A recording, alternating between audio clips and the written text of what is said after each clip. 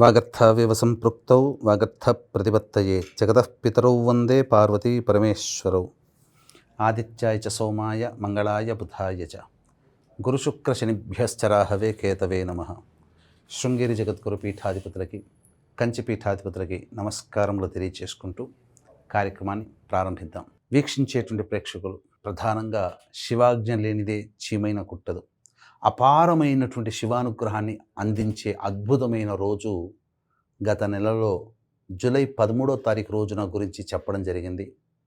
దాదాపు 2 తెలుగు రాష్ట్రాల్లో ఉన్నటువంటి వ్యక్తులందరూ కూడా ఆ యొక్క పరమేశ్వరుని యొక్క దివ్య అనుగ్రహాన్ని పొందారు. అంతటి రోజు అని చెప్పలేను, కానీ అంతటి రోజుతో కొద్దిగా తక్కువైనటువంటి ప్రభావం కలిగినటువంటి రోజు అతి త్వరలో మనకు రాబోతుంది. అదే ఆగస్టు 10వ తారీఖు రోజున ఏర్పడేటువంటి గొప్ప యోగం. ఇది సాధారణంగా మనకు కనిపించదు, లభించదు కూడా.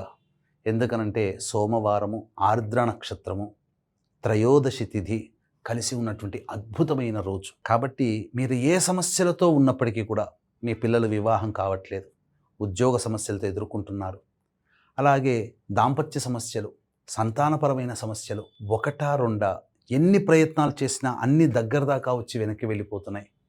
ఆ శివానుగ్రహం ఉంటే, ఆ శివుడు అనుగ్రహిస్తే తప్ప మనకు సమస్యలు తొలగవు అని అనుకునే వాళ్ళందరూ కూడా ఈ ఆగస్టు 10వ తారీఖు రోజున ఏర్పడే అద్భుతమైనటువంటి యోగాన్నిచ్చే అలభ్య పుణ్యతిథి ఈ యొక్క ఆగస్టు 10వ తారీఖు సోమవారము, ఆర్ద్ర నక్షత్రము, త్రయోదశి తిథితో కూడుకున్నటువంటి సమయములో ఆ పరమేశ్వరుణ్ణి మీరు అర్చించారా?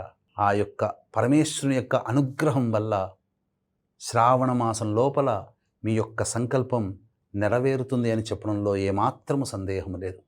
ఇక ఆలస్యం చేయకుండా ఆ రోజు ఏం చెయ్యాలో విధి విధానాలు మీకు తెలియచేస్తాను. అయితే వీక్షించేటువంటి ప్రేక్షకులు కూడా ఆగస్టు 12వ తారీఖు రోజున ప్రపంచవ్యాప్తంగా సంపూర్ణ సూర్యగ్రహణం ఏర్పడుతుంది. మన భారతదేశంలో కనిపించదు, కానీ ఎటువంటి ఆచారాల నియమాలు కూడా పాటించాల్సిన అవసరం లేదు. కానీ దీని ప్రభావము ఆశ్లేష నక్షత్రం కర్కాటక రాశిలో ఏర్పడుతున్నటువంటి కారణం చేత మేష, మిథున, కర్కాటక, సింహ, తుల, వృశ్చిక, ధనస్సు, మకర, మీన రాశిలో జన్మించినటువంటి వారికి ఈ ప్రభావం ఉంటుంది. కాబట్టి సమస్యలు ఉంటాయి. సమస్యలంటే భయపడాల్సిన పని లేదు. 50 రూపాయలు అయ్యే చోట 100 రూపాయలు ఖర్చు అవుతుంది. చిన్న దెబ్బ తగిలే చోట కొద్దిగా పెద్ద దెబ్బ, కొద్దిగా నష్టమయ్యే చోట ఎక్కువగా నష్టం జరుగుతూ ఉంటుంది. కాబట్టి ఈ యొక్క చిన్నపాటి ఇబ్బందిని కూడా మనం ఎందుకు పడాలి? కాబట్టి దీన్ని దృష్టిలో పెట్టుకొని మన పీఠం ఆధ్వర్యంలో ఆగస్టు 12వ తారీఖు రోజున కుక్కి సుబ్రహ్మణ్య క్షేత్రంలో ఈ చెప్పిన రాశిలో జన్మించినటువంటి వారికి గ్రహణ దోష నివారణ పూజలు, హోమాలతో పాటుగా కాలసర్పదోషము, కుజదోషము, రాహుకేతు దోషాల నివారణకి, వివాహ దోషాలు, దాంపత్యపరమైన దోషాలు, సంతానపరమైన దోషాల నివారణకి, సొంత ఇంటికల నెరవేర్చుకోవాలనే కోరిక కోసమై, అలాగే ధనప్రాప్తి కోసమే విశేష పూజ, హోమాది కార్యక్రమాలతో పాటుగా ప్రస్తుతం శని వక్రీకరించినటువంటి కారణం చేత 12 రాశుల్లో జన్మించినటువంటి వారికి ఇబ్బందికర పరిస్థితులు ఉన్నాయి.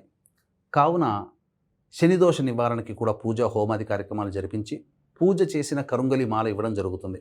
అవకాశం ఉన్నటువంటి వాళ్ళు ఆగస్టు 12వ తారీఖు రోజున రాత్రి 8 గంటల లోపల కుక్కి సుబ్రహ్మణ్య క్షేత్రంలో జరిగే గ్రహణ దోష నివారణ పూజల హోమాల్లో స్క్రీన్పై కనిపిస్తున్న నెంబర్కి కాంటాక్ట్ చేసి మీ గోత్రనామాదులు నమోదు చేసుకోవచ్చు. ఇక వివరాల్లోకి వెళ్ళినట్లయితే 8:24 తర్వాత త్రయోదశి తిథి వస్తుంది, సోమవారం రోజు. ఇక మధ్యాహ్నం 12:26 వరకు మాత్రమే ఈ యొక్క ఆర్ద్ర నక్షత్రం ఉంటుంది. త్రయోదశి, ఆరుద్ర, సోమవారం, స్పర్శ ఈ 3 కలిసినటువంటి సమయం 8:21 నుంచి 12:26 వరకు. ఈ మధ్యకాలంలో శివాలయానికి చేరుకొని చక్కగా నవగ్రహాల చుట్టూ శివాయ నమః అంటూ 27 ప్రదక్షిణలు చేసి, తదనంతరం విఘ్నేశ్వరునికి అర్చన, సుబ్రహ్మణ్య స్వామిని దర్శించి నందీశ్వరుని దగ్గరికి వచ్చి నందీశ్వరునికి ఒకసారి నమస్కారం చేసుకొని, నా తరపున నందీశ్వర, నీ తండ్రి అయినటువంటి శివయ్యకి నా సంకల్పాన్ని చేరవై నన్ను కృతార్థుని చెయ్యి, నన్ను అనుగ్రహించమని చెప్పు అని నందీశ్వరుని చెవిలో చెప్పి, తదనంతరం శివాలయంలో అవకాశం ఇస్తే గర్భాలయంలో లేదా బాహ్యాలయంలో బయట కూడా శివలింగం ఏర్పాటు చేస్తున్నారు. పంచామృతాలతో అభిషేకము జరిపించిన తరువాత విభూతి కలిపిన నీటితో ఈశ్వరునికి అభిషేకము జరిపించి, నల్ల కలువ పుష్పాలు, నీలి చామంతి, శంకు పుష్పాలు, గన్నేరు పుష్పాలు, తెల్ల జిల్లేడు పుష్పాలు, గరికతో, ఎర్ర జిల్లేడు పుష్పాలతో విశేషముగా ఆ స్వామికి అర్చన జరిపించడం. దీంతో పాటుగా ఆరుద్ర నక్షత్రం ఉంది కాబట్టి అభిషేకం చేసే సమయంలోనే ముందుగా వండి వార్చినటువంటి చల్లార్చినటువంటి అన్నముతో ఈశ్వరునికి అభిషేకం జరిపించి చక్కగా ఈ చెప్పిన ద్రవ్యాలతో అర్చన చేసినట్లయితే తప్పకుండా ఆ పరమేశ్వరుడు సంతృష్టి చెంది మీ యొక్క సంకల్పం అచిరకాలంలోనే నెరవేర్చే విధంగా మీతో సహాయకారిగా ఉంటాడు, మీ పక్కనే ఉంటాడు, మీ చెంతనే ఉంటాడు.